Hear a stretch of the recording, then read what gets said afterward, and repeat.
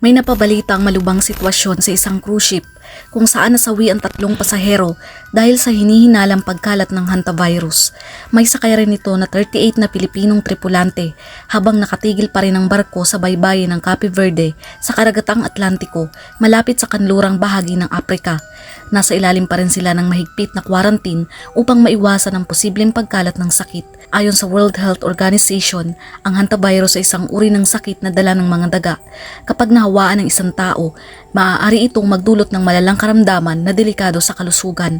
Ang balitang ito ay nagpapaalala sa atin na mag-ingat at sundin ang mga tamang hakbang para sa kaligtasan at kalusugan, lalo na sa mga lugar na may posibleng pagkakaroon ng mga hayop na maaaring magdala ng naturang sakit. Ang balitang ito ay nagpapaalala rin na ang ating mundo ay dumadaan sa mga pagbabago at pagsubok na sinasabi naman talaga ng Biblia.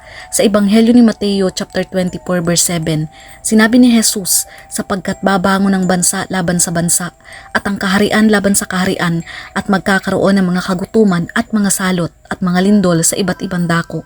Ang salitang salot na ang ibig sabihin ay tumutukoy sa mga sakit na kumakalat at mga panganib sa kalusugan na nagdudulot ng pagkamatay ng marami. Ang mga pangyayaring tulad ng naranasan ng mga pasahero at tripulante sa barko ay hindi na nakakagulat dahil sinabi naman talaga ng Biblia na maraming sakit na nakakahawa ang kakalat sa mga huling panahon.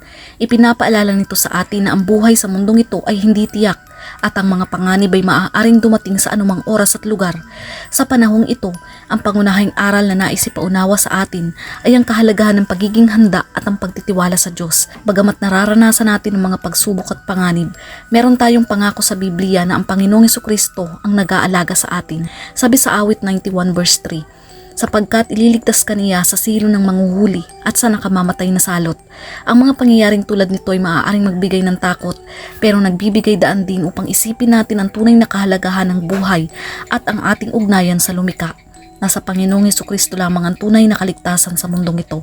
Maging matatag sa ating pananampalataya at magtiwala na ang Diyos ang ating tagapagtanggol at tagapagligtas sa lahat ng panahon. Kailangan natin ng Diyos ngayon higit kailanman. Panghawakan mo ang iyong pananampalataya, patuloy na manalangin, patuloy na maniwala dahil kahit sa pinakamadilim na panahon, kasama natin siya.